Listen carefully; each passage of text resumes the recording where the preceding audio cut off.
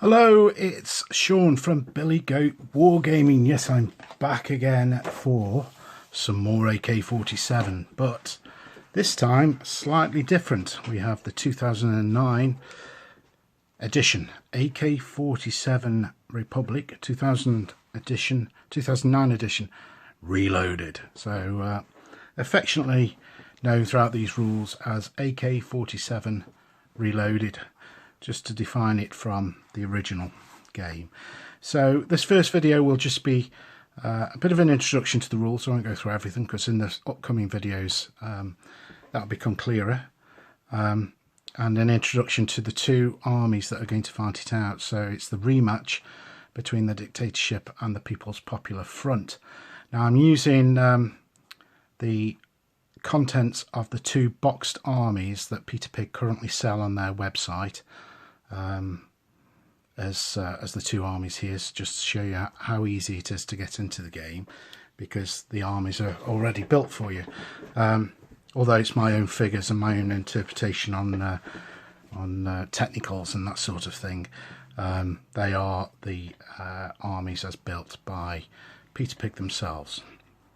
So what is AK47 Republic? Well, it's the second edition of AK47 Republic. The original, as I'd said earlier in a previous video, was originally released in 1997 with an updated version around about 2006. But this is the 2009 version. It is really substantially a different game, albeit with the same aesthetic and the same era or type of game that you're looking for, with the African Warlord combat. In many ways there's been more chrome added to these rules, whereas the original rules, very good as they were quite freeform and open to interpretation.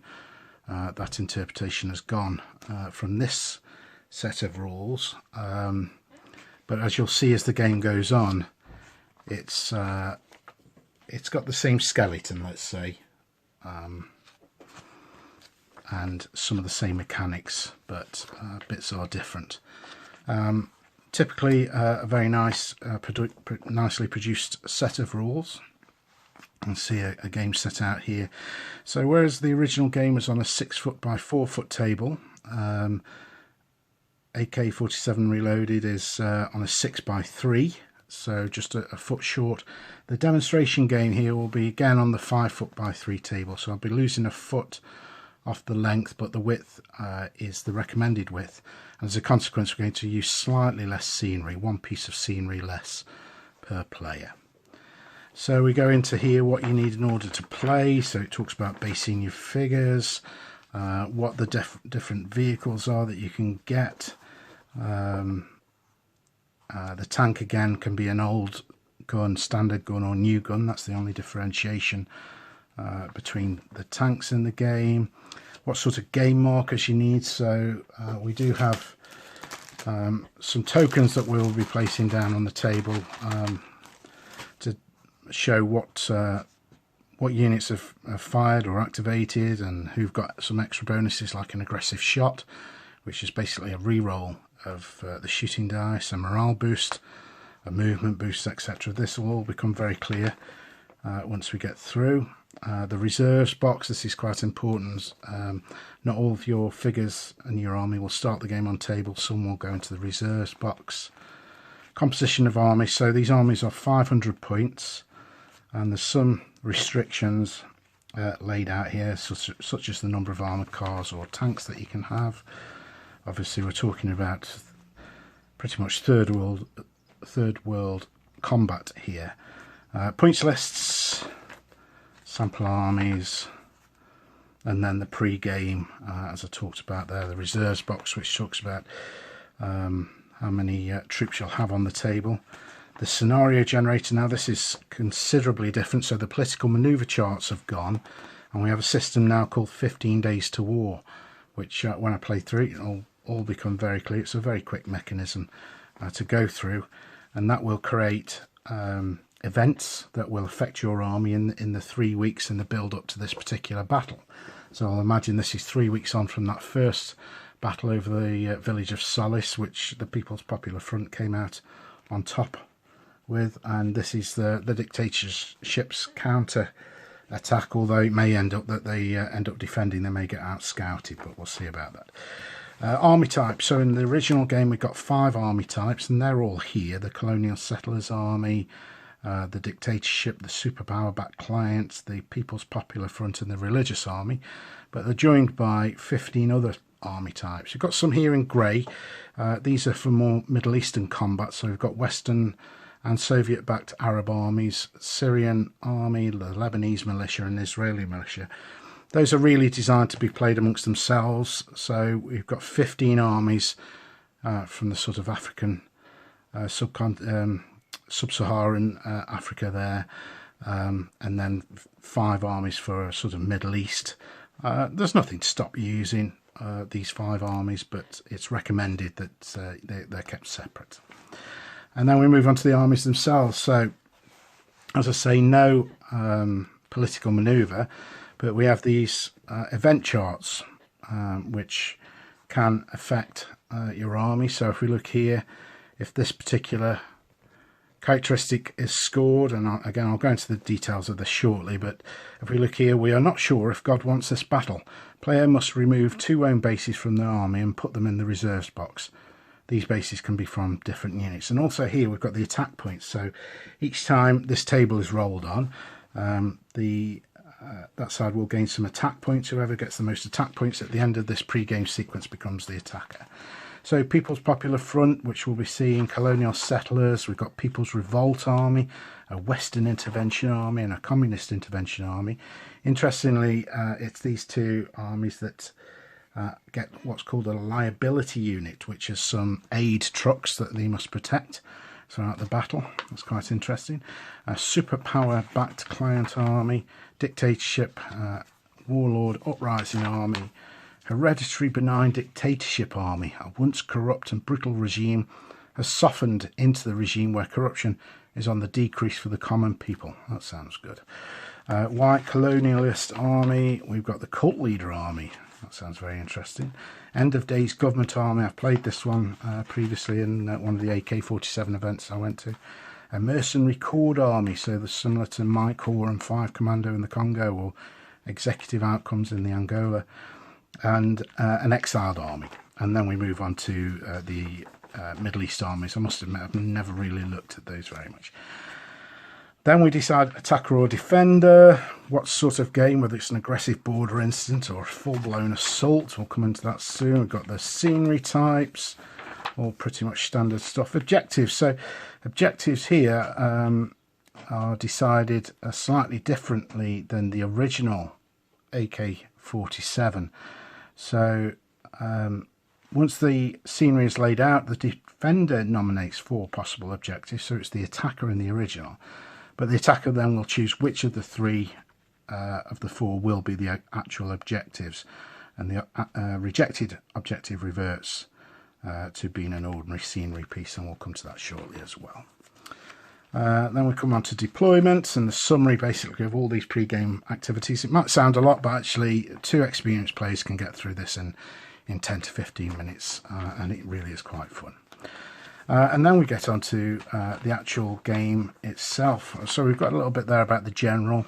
So the general does appear in this game for free, and he comes with a bodyguard, and they can join a unit. Some quite interesting interactions there that can be carried out. Rules about carriers. So you could buy a carrier allowance for your troops, which means that all of the foot troops in a particular unit will have a carrier or a truck of some sort to get it around if you wish to pay for it. There's rules on helicopters and watercraft and cavalry, missiles. That's new. That wasn't in the original AK47. And then to the on-table game, which has a set turn summary, and it is similar to the original in that players will activate 1 unit at a time. So it's the I go, you go thing, but it's perked by the unit until all units have been activated. Game length in this game, I explained the countdown system previously, but which started at 33 in the original AK47. It's only 21 in this version of the game, so 6 turns is probably the average. 6 to 7 turns I would suggest. There's some re-rolls that you can get. You can dig on units, you can swap specific bases within units. Now, a bit more formalised in how the units are arranged. So they are arranged in sort of fire groups, as you can see here, of 3 in this sort of triangular formation, and any odd a number non-divisible by 3 is the leftover. So this is how you will see the units deploying. It's a bit more formalised than the original. These represent platoons or squads, whatever you really want it to represent. Movement rates again.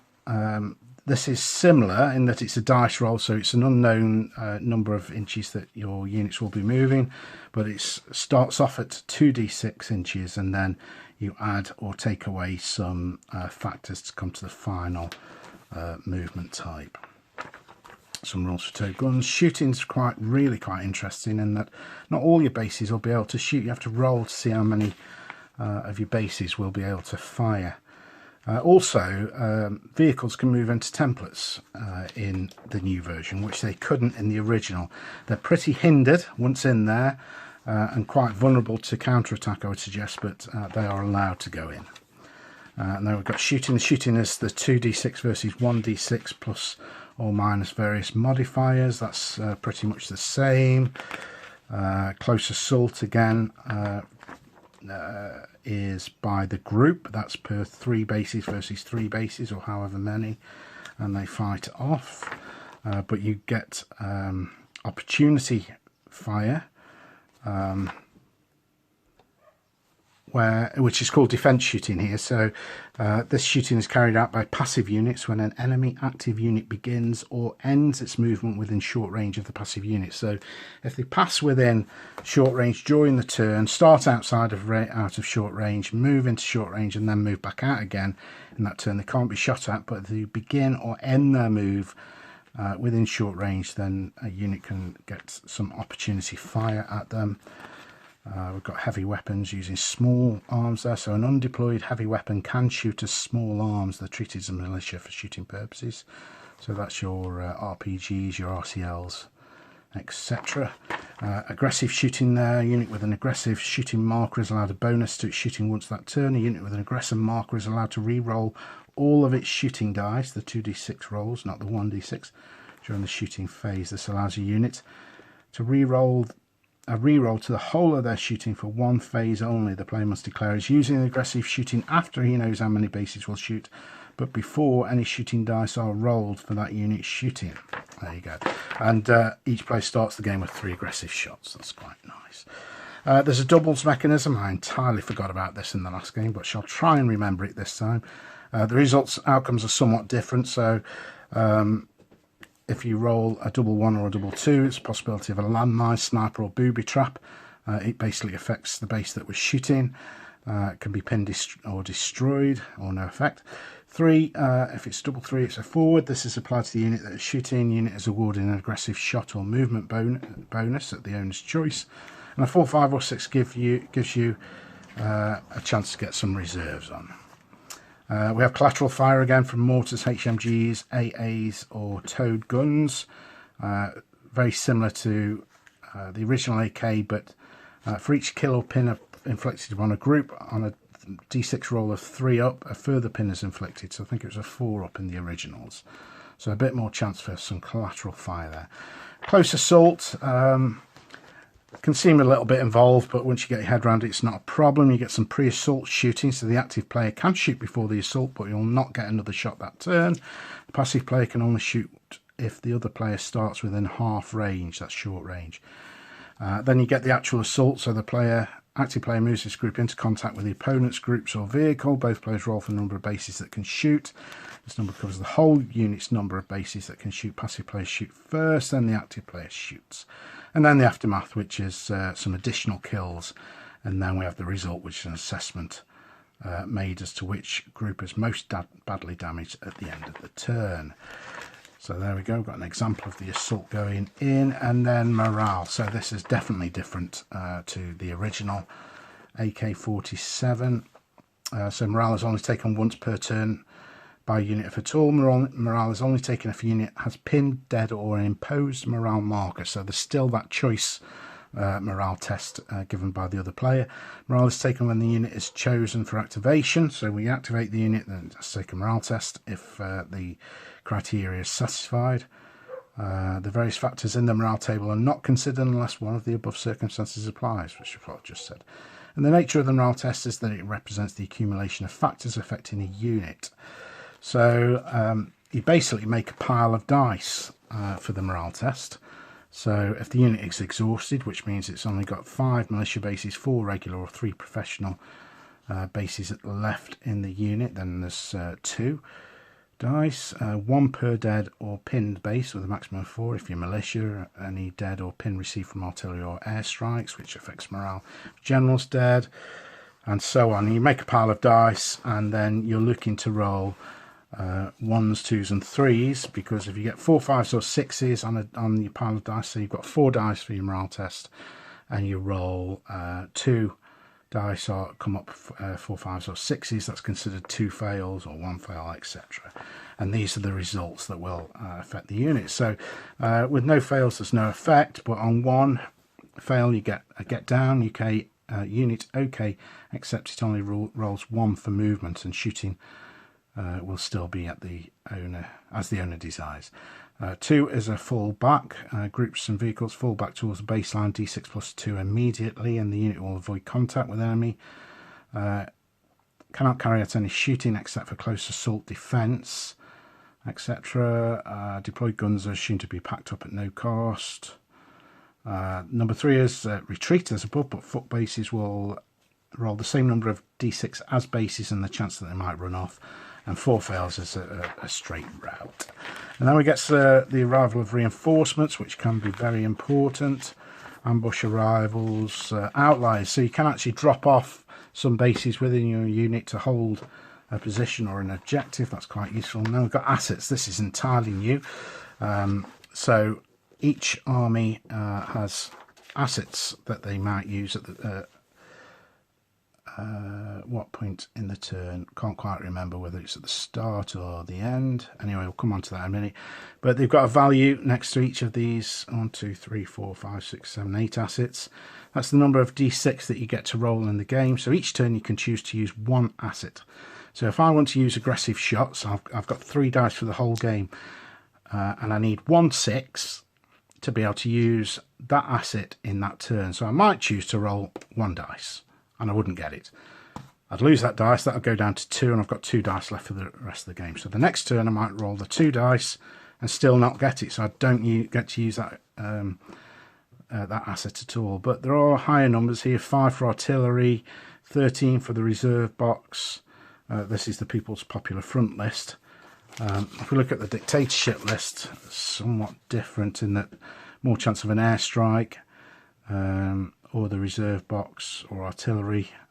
So you pay your money and you makes your choice over those ones. So that's an interesting little mechanic again that was introduced. And then we come to ending the game. So once that countdown reaches 0 from 21, we add up the scores and we come up with a winner. Bit of gameplay advice, and this is the bit that's been added on from the original rules, which is about designing a flag, naming the army, naming your country. It's the same sort of thing. A little bit of a painting guide, which is always very nice. Advice for using non-15mm figures, some rule simplifications. That was the range of figures that were available at the time. We've got a little bit of background information on the Portuguese in Africa, the South Africans, Rhodesians. Some examples of the uniform, and some tokens that you can photocopy and cut out. So all in all, a really comprehensive rule set, and a real step up, I think, in quality from the original AK47 Republic, which, as I said, is a great game. But I think this is a real step up. So next video we shall be taking a look at the two armies and maybe starting to lay out the scenery for the game. Okay, thanks for watching. See you soon. Bye bye.